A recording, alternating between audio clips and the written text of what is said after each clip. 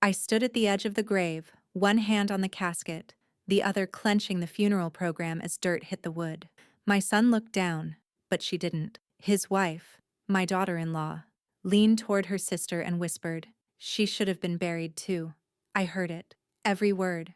After 41 years of marriage, after nursing my husband through every breath of his final days, I was now just a burden in black. But then the priest cleared his throat, and what he read next changed everything. All right, before we dive into this crazy story, do me a favor. Subscribe and tell us where you're watching from.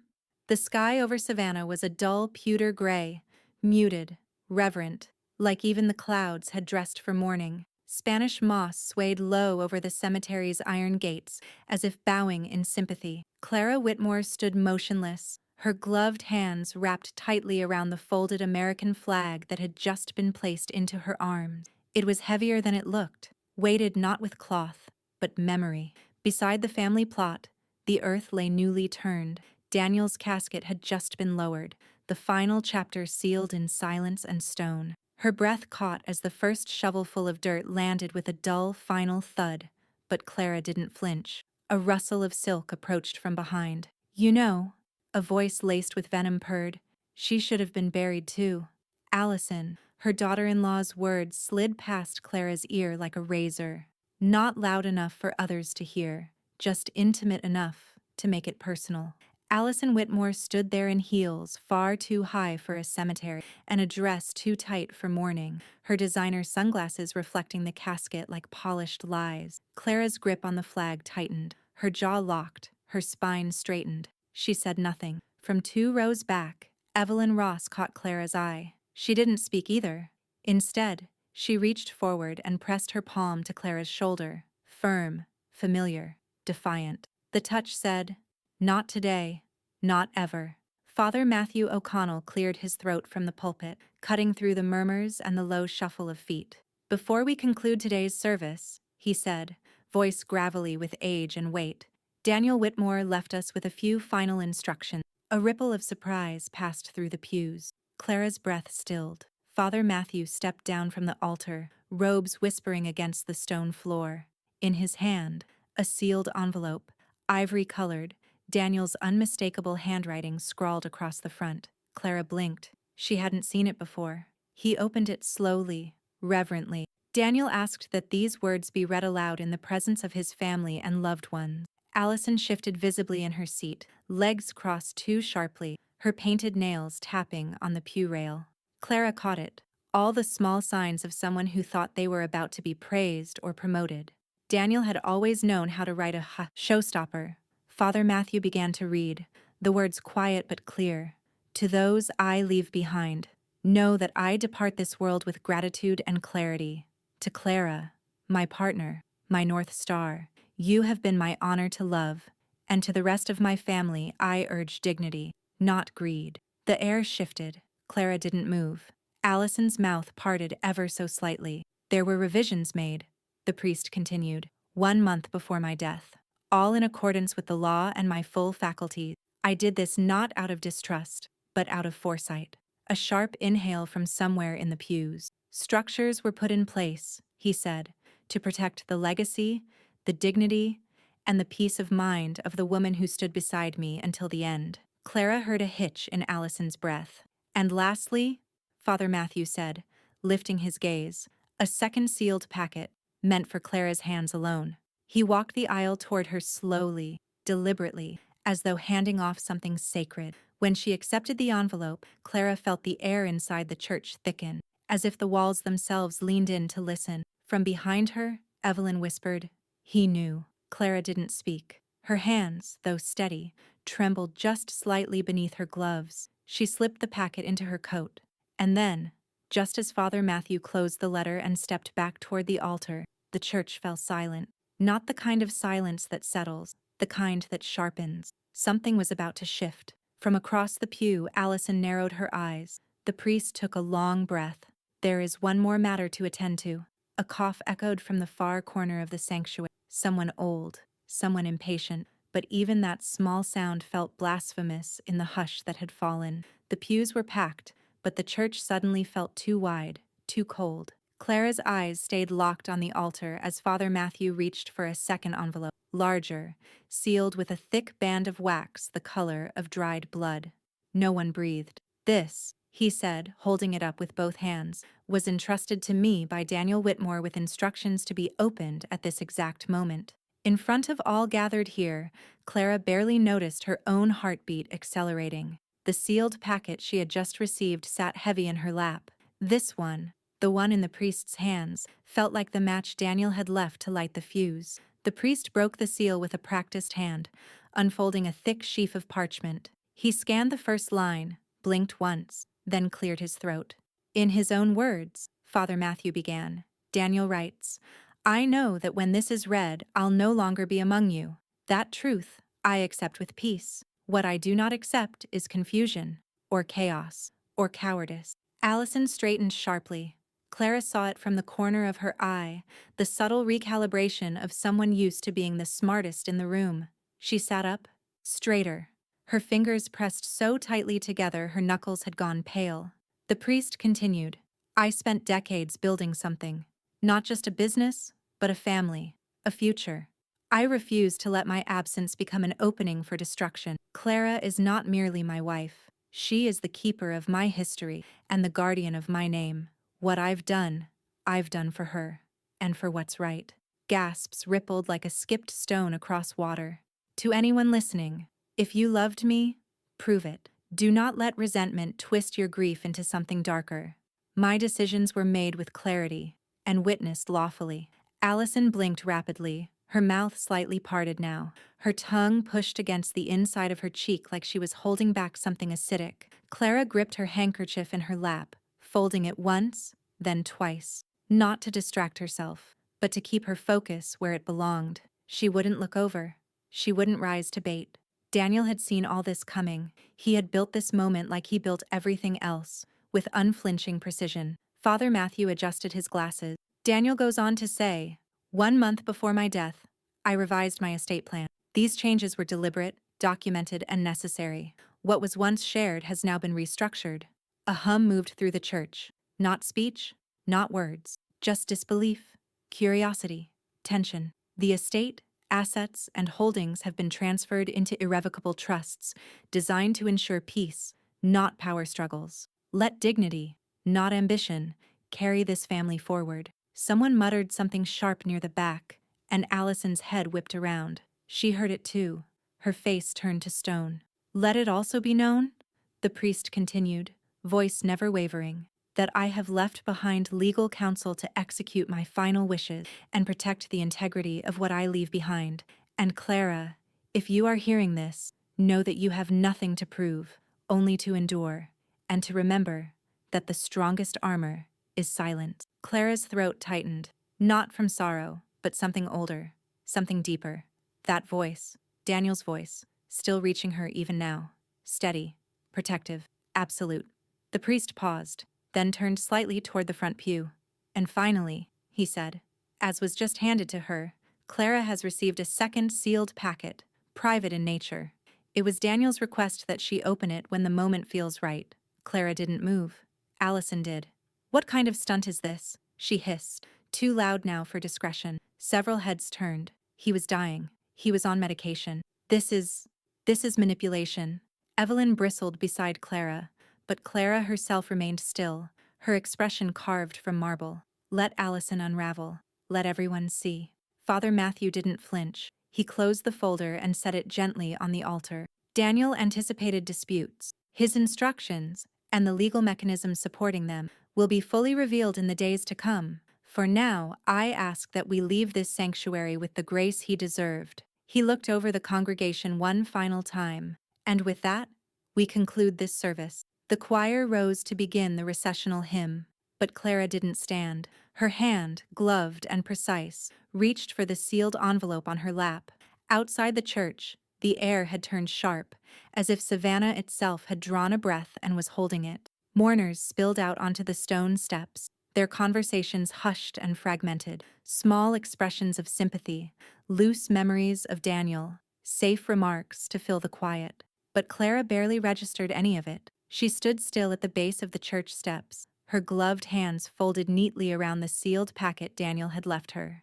The red wax seal still unbroken. The envelope trembled slightly, not from her hands, but from the gravity it carried. The weight of something planned long ago, for this exact moment. Clara, the voice sliced through the veil of murmured condolences. It was too smooth to be kind. She turned slowly. Allison stood on the landing above her, a perfect silhouette against the spire of the church. Black coat cinched at the waist, lips the color of old wine, eyes narrowed just enough to mask the rage simmering beneath them. Her tone was quiet, but her words had teeth. "He wasn't well when he did this," she said. "You know that." Clara blinked. "This isn't the place." Allison took 2 graceful steps down the stairs, like a model descending a runway instead of a grieving daughter-in-law leaving her father-in-law's funeral. "You've been telling everyone how prepared he was, but we both know he started slipping months ago. He forgot names, he repeated stories, he confused bank accounts. That trust he mentioned?" She scoffed. "He didn't understand what he was signing." Clara didn't look up the stairs. Her gaze remained fixed ahead, somewhere distant beyond the wrought iron gates. "I won't argue in front of his casket," she said. "Of course you won't," Allison snapped, voice low but sharp. "You're playing saint now, widow of the year." Several guests paused mid-conversation, awkwardly looking away. From just behind Clara, Evelyn's heels clicked sharply against the pavement. She emerged with a kind of force, her arms crossed, her chin lifted high. She had already removed her hat. Her gray curls framed her face like armor. "You have a lot of nerve, girl," Evelyn said, her voice louder than necessary. "To come after Clara at his funeral, after what you just heard read in there." Allison's nostrils flared. "Stay out of it." "I'd love to," Evelyn shot back. "But every time you open your mouth, you make it my business." Allison's gaze flared. Too much emotion for someone still trying to wear poise like perfume. Her fists clenched once, then relaxed. "Lawyers will fix this," she said finally, venom curling in every word. "This isn't over." She turned on her heel and stormed down the remaining steps, heels cracking sharply across the stone, the crowd parting around her like oil in water. She didn't look back. Not once. Only once the car door slammed behind her did Clara allow herself to breathe. She looked down at the envelope in her hands again. The wax seal was still intact, the paper warm from where it had rested in her lap through the service. The same red slip, Daniel's warning, was now tucked into the side of her purse, its message seared into her mind. "Trust no one at the table." Evelyn moved to her side, her presence quiet now. "You okay?" Clara didn't answer right away. She lifted her eyes to the church's stained glass windows, where the sun had begun to filter through faintly, painting fractured reds and golds onto the stone walkway. Father Matthew stepped out of the doors behind them, his hands folded in front of his robes. "She's going to make a mess," Evelyn muttered. "She already has," Clara replied softly. The priest approached with measured steps. His expression was unreadable, but kind. "When you're ready," he said, nodding to the envelope in Clara's hand. "Daniel said to open it only when you feel steady." Not before. Clara studied him, as if searching for some hidden hint beneath his words. "And when he gave it to you?" she asked. Father Matthew's smile was thin and private. He said, "If things get loud, give her silence. Inside this, she'll find the rest of the plan." Evelyn blinked. "Plan?"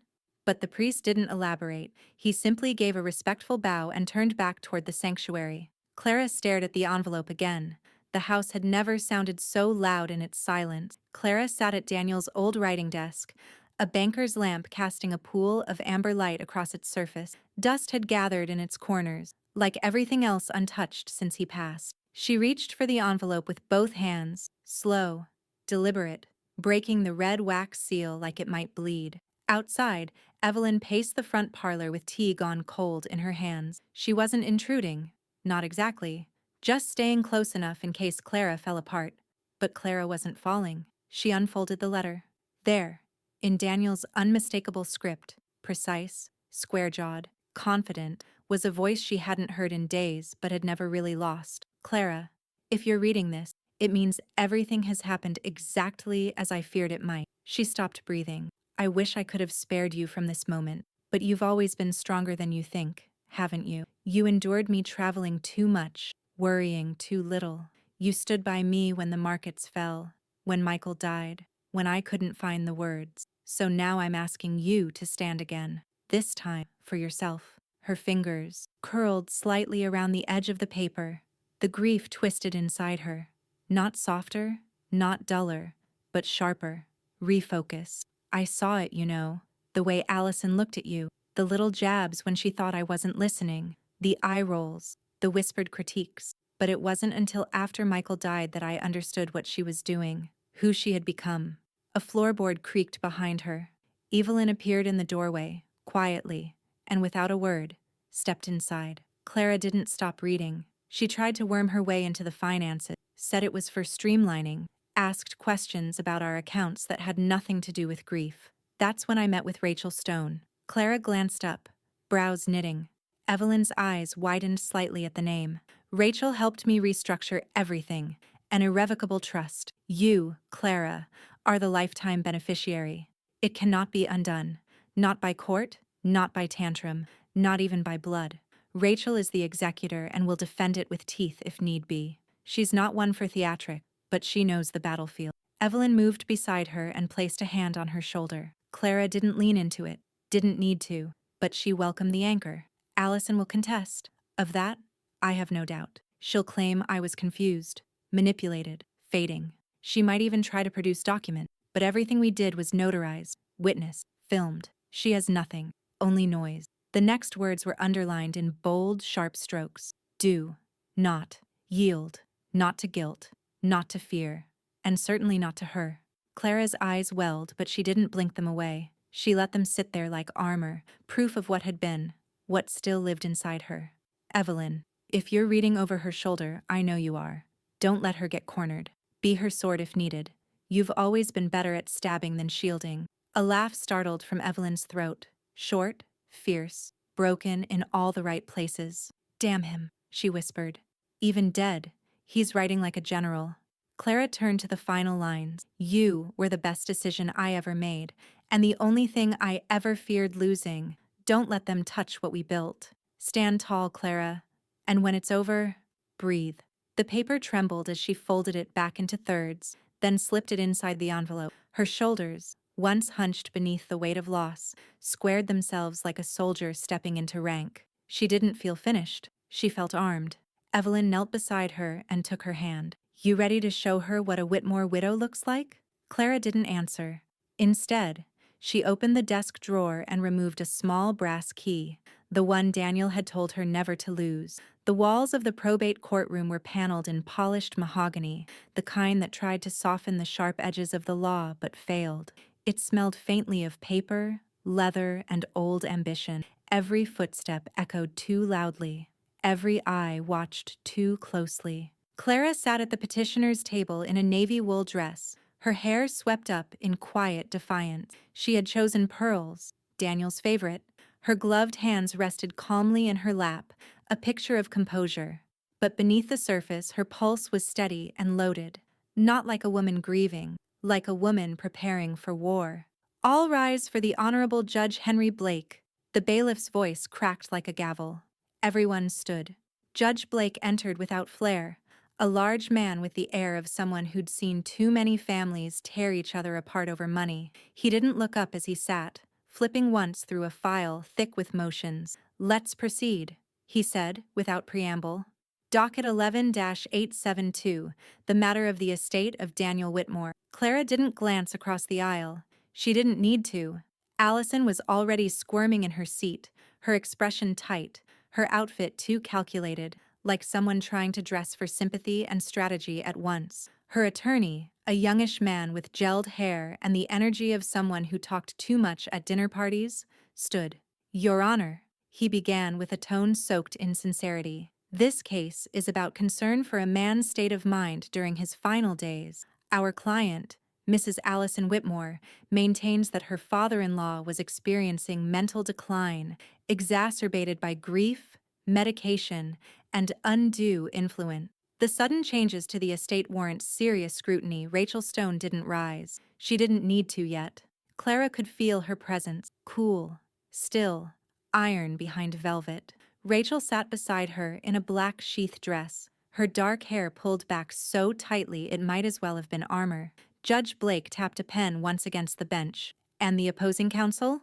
Rachel rose, her voice as crisp as a knife's edge. Your Honor, the trust revisions were made with full legal compliance, witnessed by independent parties, and supported by formal medical documentation. There is no ambiguity, Allison's attorney objected immediately. We've yet to see this alleged medical documentation. Rachel didn't blink. Because we've waited for court to present it, formally. She reached into her briefcase and removed a sealed envelope, handing it to the clerk without looking at anyone else. This is a letter from Dr. Glenn Tully, Daniel Whitmore's primary physician. It is dated 2 weeks before the signing of the new trust. It confirms, in explicit terms, that Mr.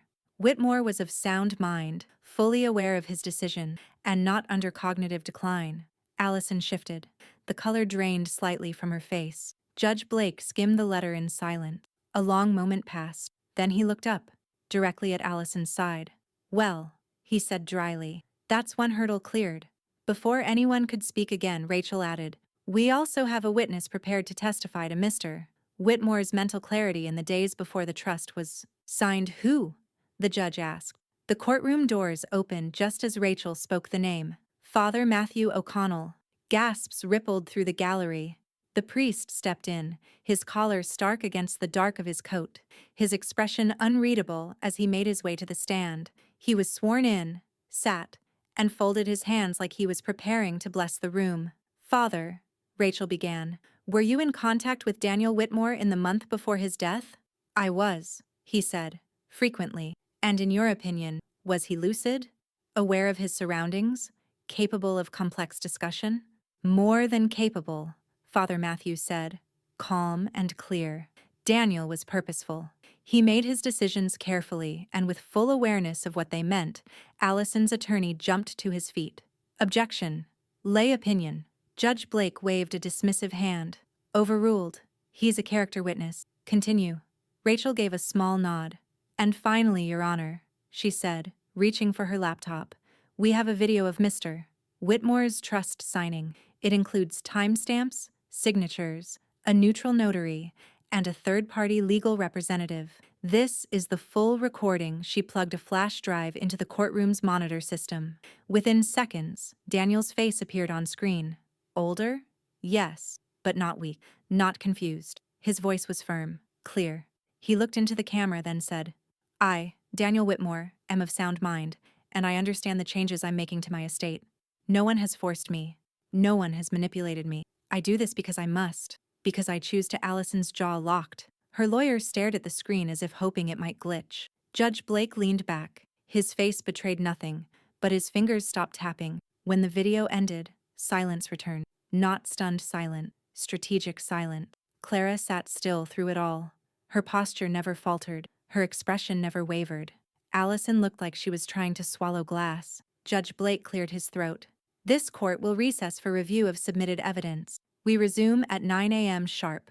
The second court session was quieter than the first. Gone was the spectacle of surprise witnesses and videotaped bombshells. Today was about numbers, receipts, and cold, hard math, the language Daniel had trusted most, the language Allison had hoped no one would speak fluently. Clara sat in the same seat, same posture, but something in her felt different now. Steel had replaced sorrow. Rachel Stone stood, presenting the first folder with the precision of a surgeon preparing to make an incision. Your Honor, she said, we'd like to enter into the record a financial audit conducted by our court-approved forensic accountant, Mr. Anthony Barris. His findings pertain to activity on several joint accounts Daniel Whitmore shared with his son Michael, activity that occurred after Mr. Whitmore's passing. The judge raised one brow but said nothing. Rachel nodded toward a graying man in a conservative suit already seated at the witness table. He adjusted his glasses and cleared his throat. Our team reviewed 6 accounts, checking, investment, and personal line of credit, he said. We compared statements from 3 months prior to Mr. Whitmore's death through 1 month after.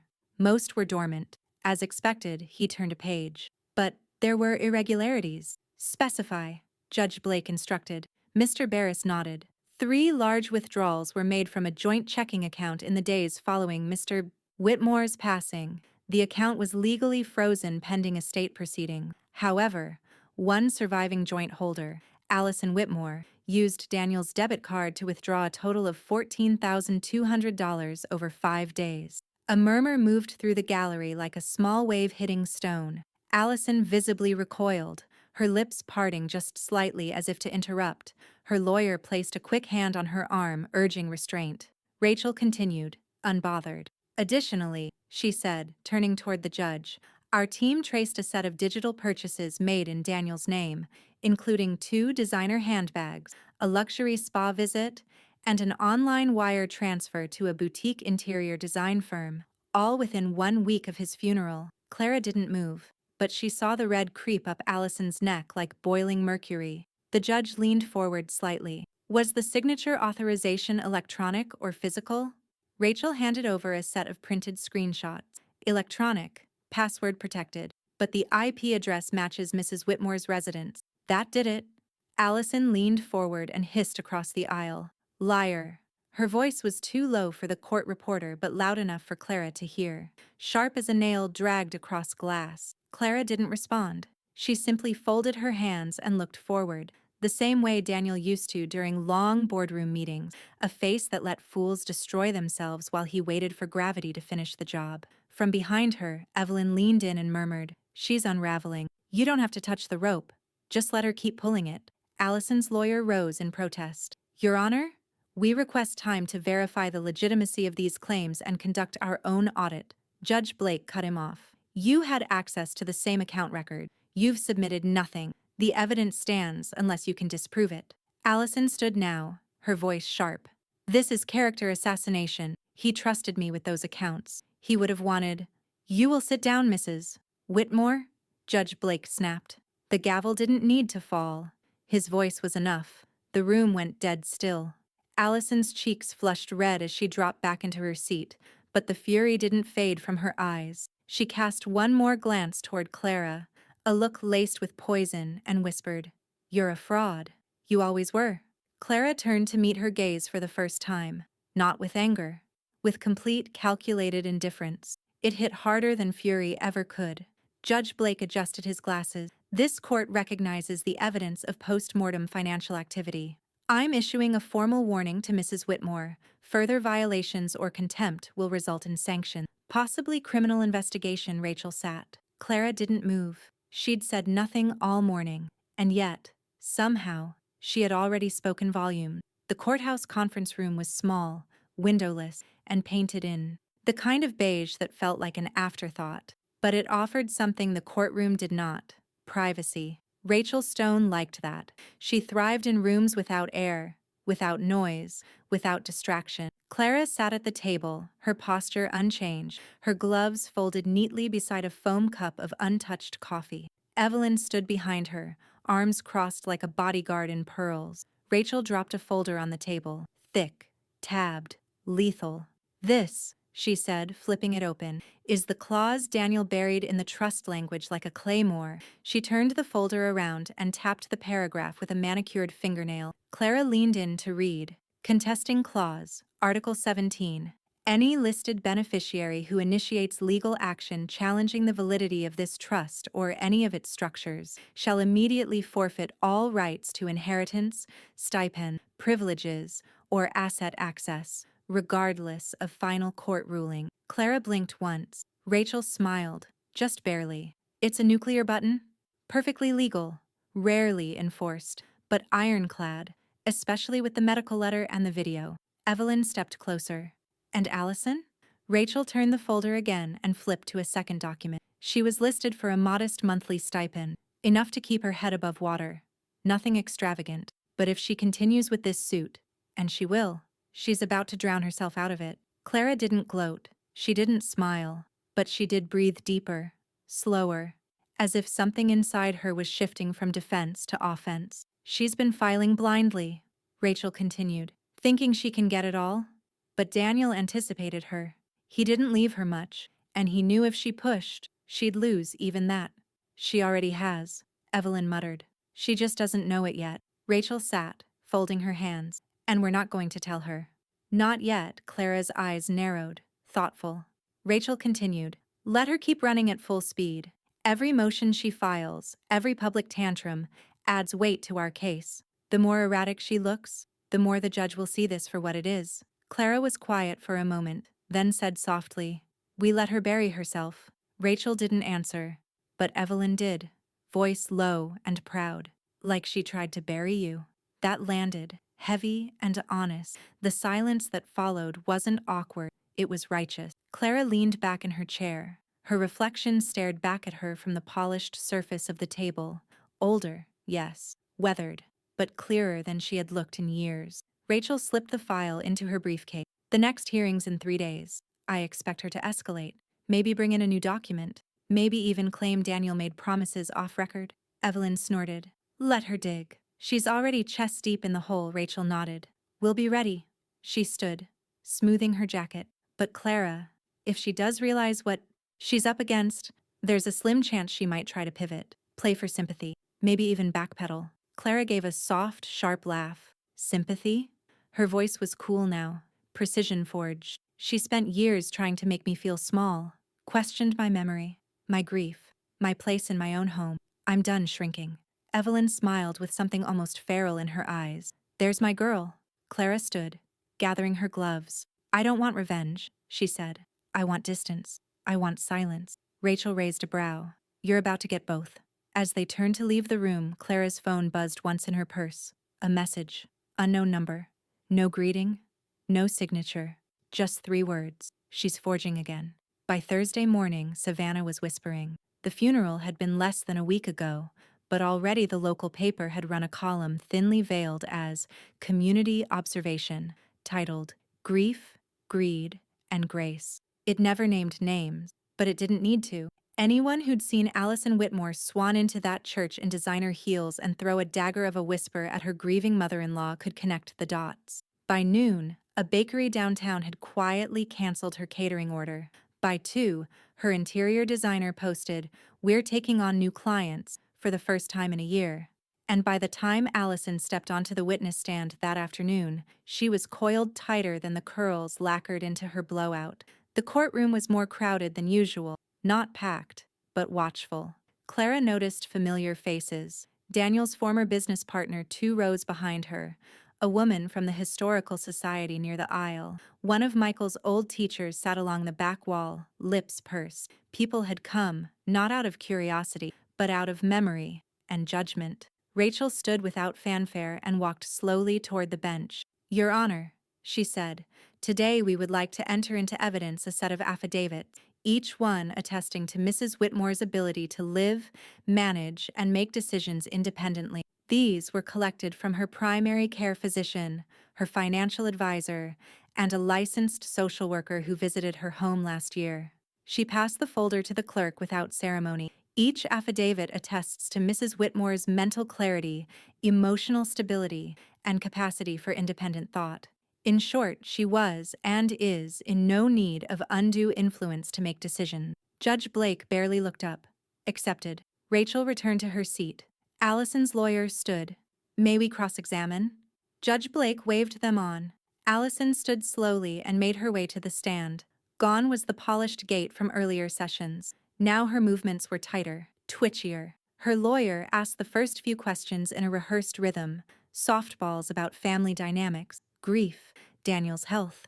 Then he paused, just long enough for tension to find the cracks. "And in your opinion," he asked, "did Clara Whitmore pressure or manipulate Daniel into changing his estate?"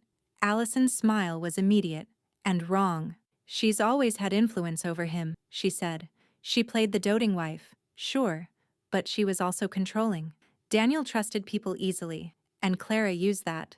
From the gallery, someone scoffed. Allison snapped her head toward the noise, but there was no clear source. "Please confine your answers to facts, Mrs. Whitmore," the judge warned. She pulled her gaze back, but her mask was slipping. "She made him believe I was selfish," Allison continued, "vindictive, and now she's making me out to be a thief." Her voice was louder now, unsteady. "She's painting herself as this helpless widow, but she's not helpless. She's strategic. She's been planning this for years." Another murmur from the gallery. Allison pointed toward Clara without realizing she was doing it. "She didn't even cry at the funeral." Rachel didn't object. She didn't need to. Judge Blake leaned forward slightly. "Mrs. Whitmore, I will remind you, This is a courtroom, not a stage. Allison's cheeks flushed. Her lawyer touched her elbow subtly, but she pulled away. She's been sitting there like a statue, Allison spat. Like she's above all this. Like I'm just some gold-digging villain. Clara didn't flinch, didn't blink, she just watched. Because that's what Daniel had taught her in their years around boardroom tables and boardwalk enemies. Never interrupt a self-inflicted implosion. Behind her, Evelyn leaned forward and whispered, "She's feeding the fire." Clara didn't answer. She simply folded her hands, pearl bracelet glinting beneath the courtroom lights. Judge Blake scribbled something on his notepad. "I'm entering this portion of the testimony into the record as emotional speculation. Jury weight is advised accordingly." Rachel gave a subtle nod, her version of a satisfied smile. Allison's lawyer rose, face pale. "We request a brief recess." "Granted," the judge said. 30 minutes. The gavel came down. Chatter broke like a wave as soon as the judge left the bench, but Clara remained seated, still, serene.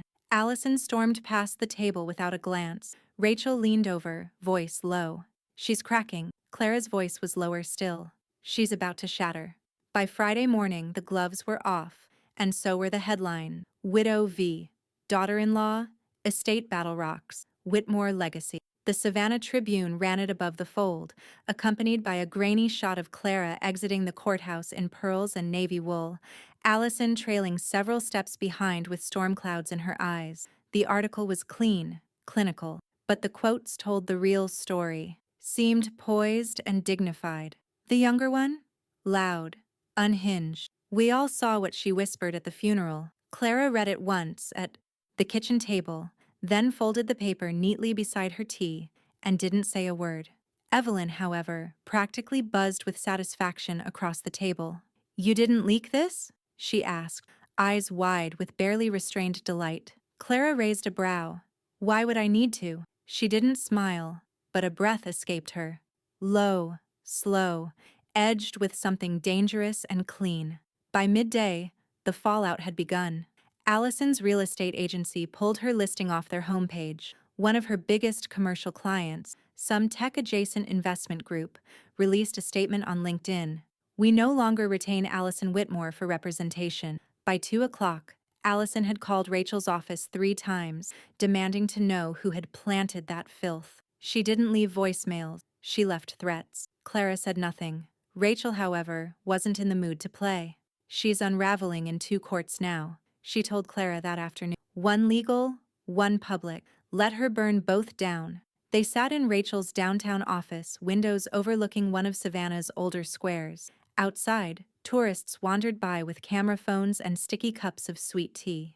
Inside, Clara felt the air cool against her skin for the first time in weeks. "This piece won't change Judge Blake's ruling," Rachel continued, "but it shapes the temperature. It builds context. Courts may run on law, but jurors, official or not, run on instinct, and hers is starting to rot." Clara said nothing, just kept her eyes on the oak trees beyond the window.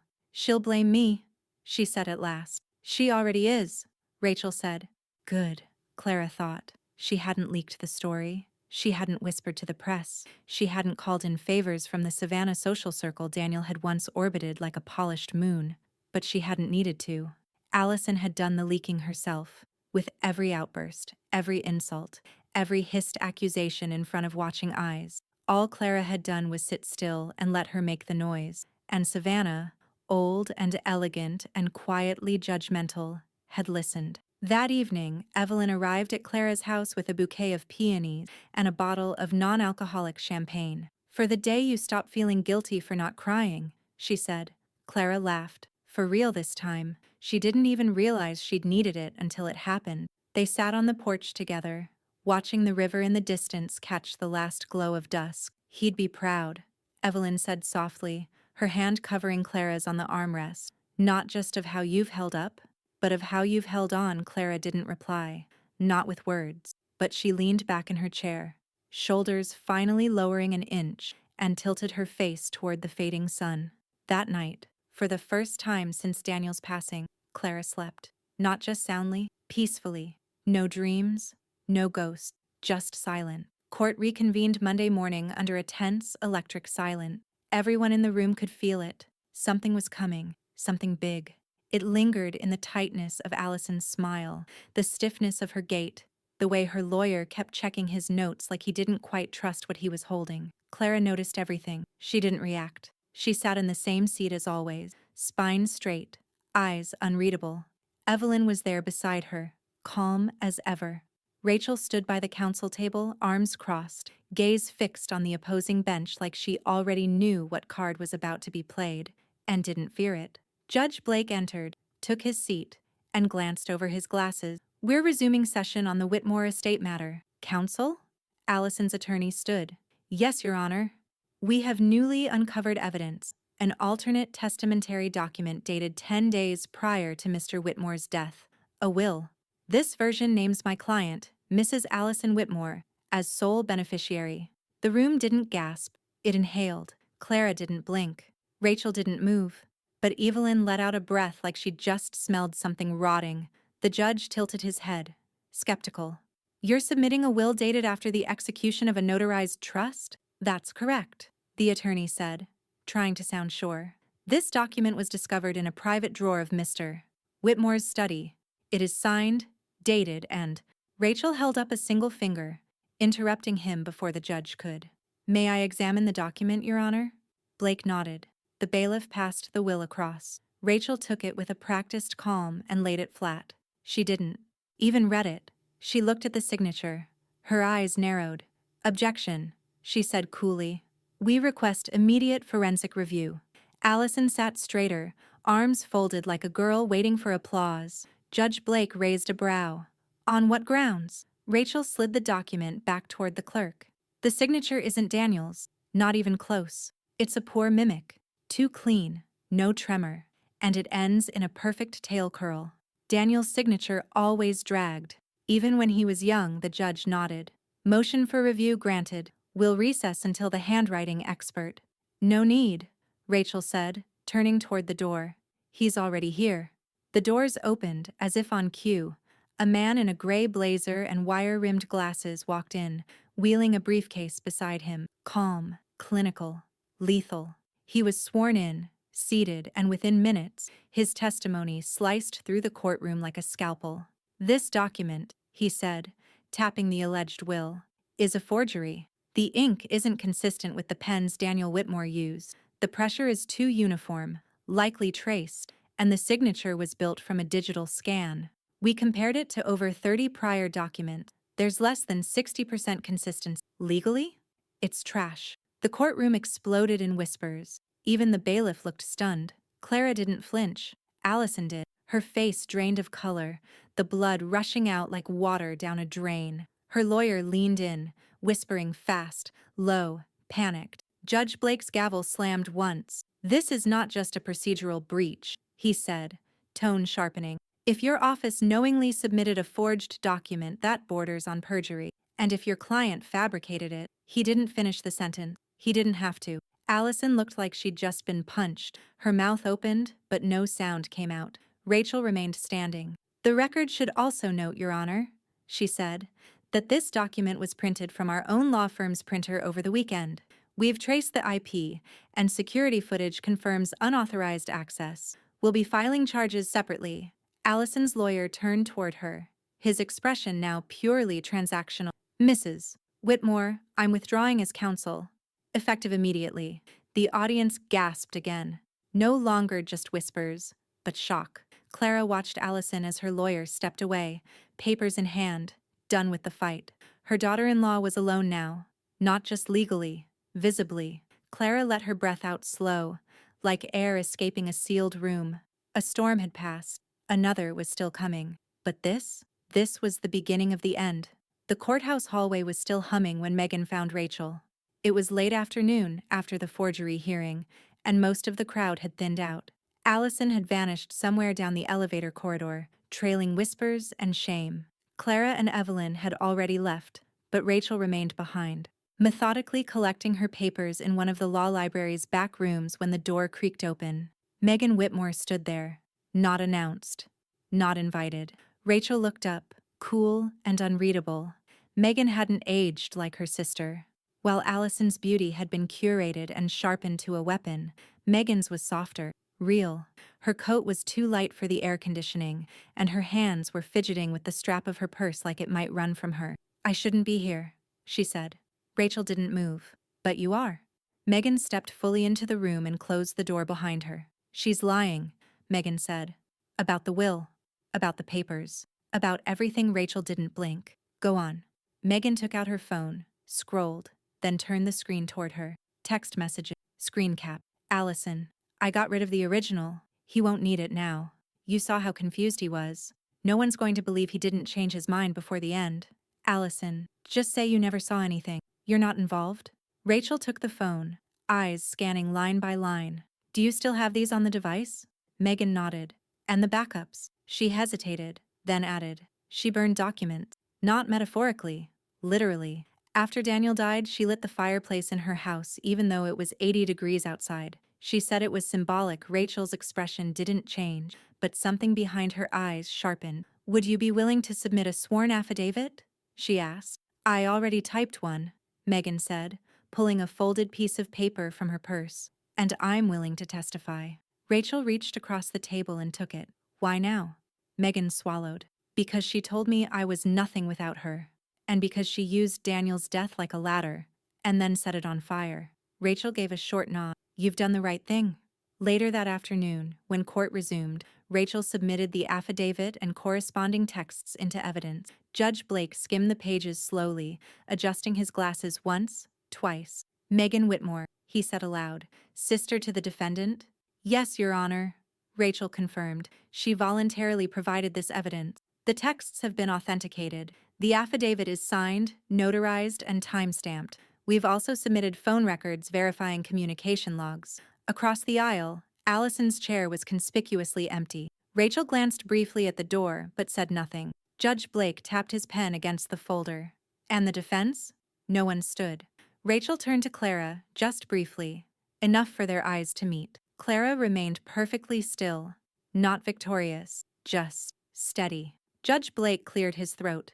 This court will move forward on the assumption that the defendant has no further legitimate challenges. We will proceed toward summary judgment unless cause is shown otherwise. From the back of the room, Evelyn leaned in to Clara and whispered, You've already won. Clara didn't smile, didn't nod, but she did reach into her purse and remove a folded slip of paper, the same one Daniel had written on, Trust no one at the table. She refolded it one last time and slid it into the lining of her coat. The fog rolled in thick that evening, swallowing the familiar shapes of the Whitmore property until even the wrought iron fence along the river vanished from view. The street lamps flickered against the curtain of mist, casting soft golden circles that barely reached the ground. Inside the house, everything was still. Clara stood by the kitchen window, cradling a warm mug between her palms, though she hadn't taken a sip in nearly an hour. The tea had gone cold.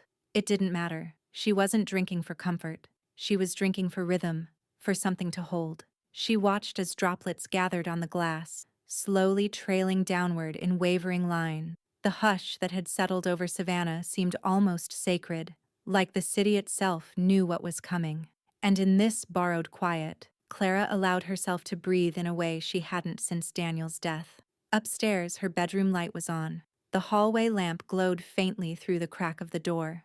On the couch across from her, Evelyn slept curled beneath a knitted quilt, her mouth parted slightly, her hand resting against a paperback she'd never finished reading. A small, half-empty dish of candied ginger sat on the coffee table beside her. The house, for once, felt lived in again. Clara turned away from the window and crossed to the secretary desk in the front sitting room. It was one of Daniel's older pieces, a mahogany drop leaf that still bore the faint dents from when Michael, at age 8, had driven a toy train across it. She opened the desk slowly, pulled out a small leather-bound journal and sat down to write. She hadn't touched this journal since the day she returned from the hospital alone. This time, her hand didn't tremble. April 11th. Almost there. Not the end, but the verdict. That word used to mean something final. Now I think it only means the moment someone says it aloud. Everything after that, that's the living. That's the work. Daniel told me to stand. I didn't know if I could, but I did. And I haven't moved since. She paused, drawing the pen away. For a moment she stared at the soft lines of her own handwriting. They were steadier than she expected, measured. She closed the book without ceremony and tucked it back into its place beneath the desk. She felt no need to reread it. The act of writing had been enough. The grandfather clock in the hallway chimed once, 10:30. Clara stood and ascended the stairs, her hand gliding along the banister as she passed framed photographs lining the wall. She didn't stop to examine them, not tonight, but she felt their presence all the same. Daniel holding a young Michael beside a sailboat, a black and white portrait of her parents on their wedding day, an old Christmas photo where everyone's sweaters were too loud and their smiles too real. In the study, she sat down at Daniel's desk and opened the velvet box he had kept on the top right shelf. Inside were the silver cufflinks he had worn to every important meeting, every family holiday, and once, even to jury duty, just to set the tone, he had claimed, with that dry wit of his. She took them out gently and began to polish them using a soft cloth, not to restore their shine, but to ground herself in the memory. This had been Daniel's ritual. Before any battle, corporate or personal, he would sit in silence and prepare like a soldier smoothing his uniform. She mimicked it now, not for tradition's sake, but because she understood its purpose. Outside the study window, she could faintly hear the bells of St. Augustine's begin to toll. Their sound traveled slowly across the thick air, muffled but resolute. Low, rounded notes that drifted through the trees and settled in the house like a benediction. Clara closed her eyes and let the sound wash over her. She did not know what tomorrow's ruling would bring. She did not allow herself to hope for a clean ending or a perfect victory. But she knew this. She had endured. And if nothing else, she had done so without bowing. When she opened her eyes again, she set the cufflinks back in their case and reached for her phone to check the time before heading to bed. The screen lit up with a single new message. No name, no photo. Just a number. And a text. There's something you need to see. I found it. Inside the safe. Clara stared at the screen for several long seconds. Then, slowly, she set the phone down without opening the message further. She rose from the chair and stood in the center of Daniel's study, the room quiet except for the faint creak of the old floorboards beneath her slippers. The house had been still for days, but now, she knew, stillness was never permanent. The final day arrived with a brightness that felt almost cruel. Morning sunlight spilled through the courthouse windows in deliberate slats, lighting the polished floors and catching dust motes midair like slow, drifting snowfall. For the first time in weeks, Clara wore white. Not pure white, but a soft, unassuming ivory, a clean wool coat with a single pearl at the collar. Her gloves were tucked neatly in her bag. Her hair was pinned back with quiet resolve. She walked into the courtroom not like someone hoping for justice, but like someone prepared to accept whatever shape it took. The gallery was packed now. No more empty benches or lingering uncertainty. Word had spread. Whispers about forgery, about burned papers and leaked texts, about a final ruling that could seal reputations, fortunes, futures. Even Judge Blake entered with a slower cadence, his black robes brushing the floor like the closing curtain of a long, weary play. All rise. They did. Be seated. They obeyed. Blake looked out over the room for a long, silent beat before speaking. His voice, when it came, was deliberate, measured. This court has reviewed all final evidence pertaining to the estate of the late Daniel Whitmore, including, but not limited to, the irrevocable trust, the amended will, sworn affidavits, digital financial record, and testimony related to a forgery attempt currently under criminal investigation. Clara did not blink. She held her breath behind still shoulders and folded hands. Beside her, Evelyn sat calm and upright, her hand resting lightly on the pew between them. Rachel leaned forward slightly, her legal pad blank. No need for notes now. The court finds the trust to be valid, Blake continued. Executed with full legal compliance, witnessed and notarized appropriately, and reflective of the decedent's known intention. A low hum moved through the audience like distant thunder, the sound of finality sinking in. Judge Blake didn't pause for it. Furthermore, he said, lifting a separate folder, per the contest forfeiture clause, Article 17, any listed beneficiary who knowingly initiates litigation against the terms of the trust surrenders all inheritance and rights therein. He looked up. Accordingly, Mrs. Allison Whitmore, is hereby disinherited from all present and future assets attached to the Whitmore estate. A hush dropped so suddenly it was almost physical. Across the aisle, Allison sat frozen, lips parted, face hollow. She didn't speak. She couldn't. Her hands trembled where they rested on the table, manicured fingers gripping the edge as if reality itself might tilt. Judge Blake's voice grew firmer. All remaining assets shall remain under protection of the Whitmore Irrevocable Trust, with Clara Whitmore as the sole lifetime beneficiary. Then, with a deliberate motion, he lifted another page from his stack. In light of the prior trustee's passing and the removal of secondary parties, this court reinstates Mr. Paul Hines as the successor trustee, effective immediately. His fiduciary authority will resume under oversight until the estate is formally closed. Clara let out a breath, but not one of relief. It was heavier than that, more like the release of something she'd been holding too long.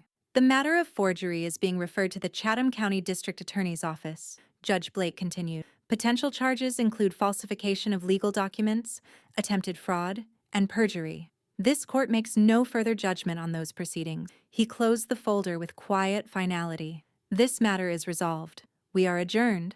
The gavel fell. Once, clean, final. The courtroom erupted in soft chatter and collective movement, but Clara remained seated. Allison, meanwhile, collapsed back into her chair like someone whose strings had been cut. Her eyes were unfocused, staring at the bench as if it might still give her something to hold on to.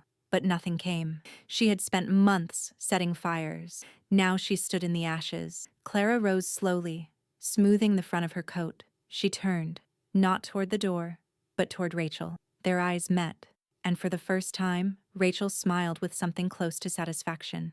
Not glee, not gloating, just recognition. They had done the impossible. Behind them, Evelyn leaned close enough for only Clara to hear. "It's done," she whispered. "You held.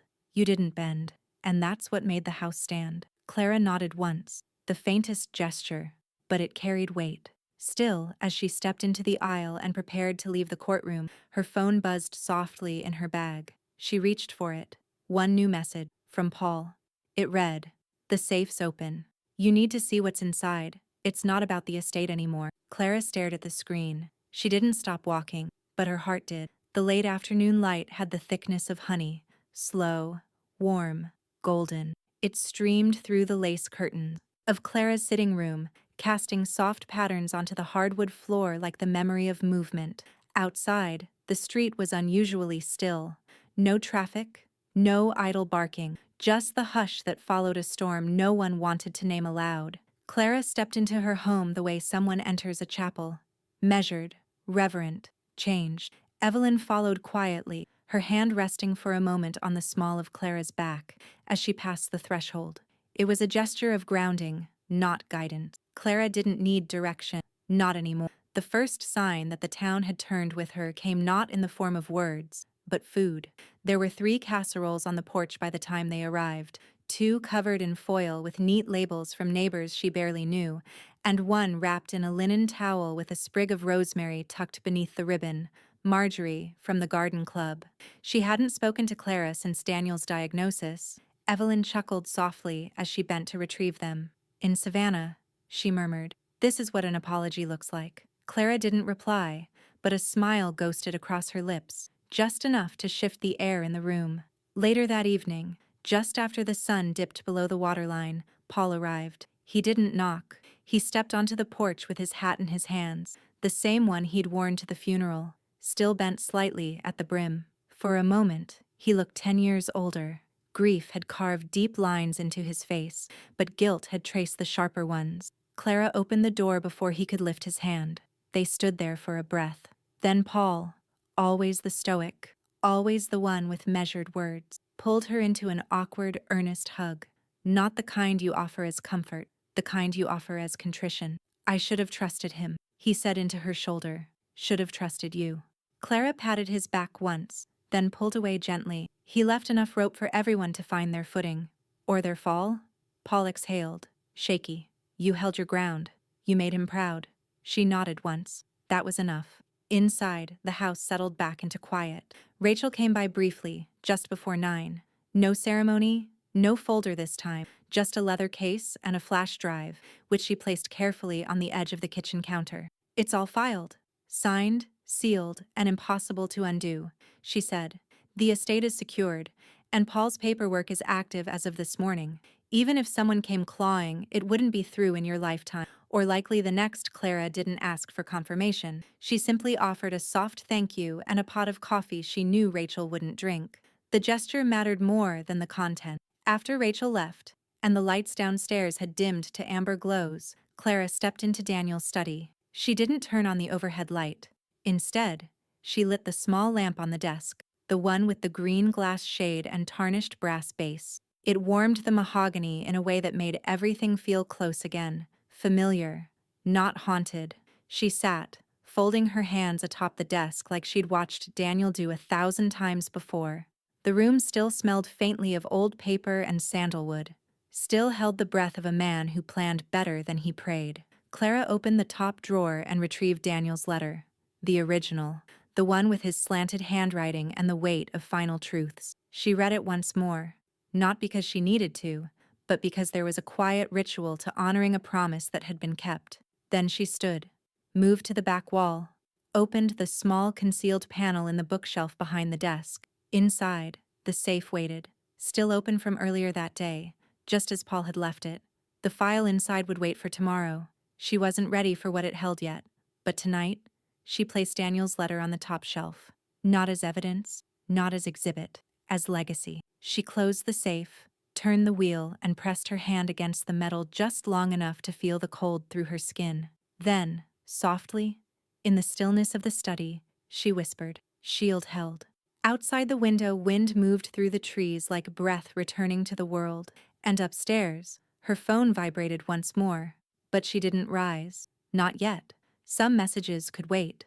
The church was half full, which, by Savannah standards, meant entirely watched. Not a seat was taken without intention, and not a breath was drawn without someone nearby noticing the exhale. St. Augustine's smelled of lilies and candle wax, and beneath that, faint but unmistakable, the musk of old hymnals and even older grudges. The morning sun had poured through the stained glass in fractured colors, painting patches of green and gold across the pews. Clara sat in one near the middle, not hidden, not front and center, just present. Enough to be seen, not enough to be surrounded. She wore a dark skirt and a pale blouse. Simple, measured.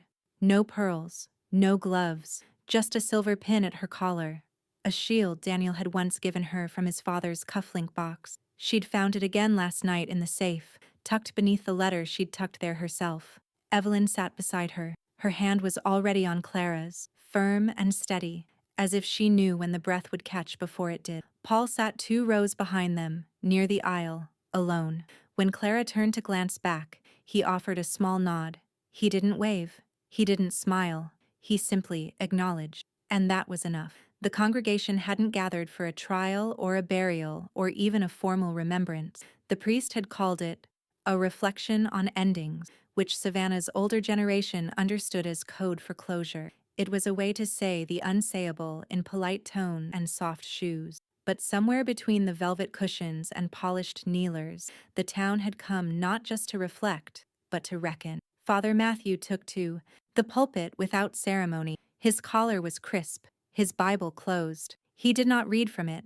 Instead, he unfolded a single sheet of thick cream stationery. "I was given permission," he said, "to share a passage written by Daniel Whitmore before his passing." It was part of a private letter, not intended for public reading. But sometimes, the words we leave behind speak louder than the ones we say aloud.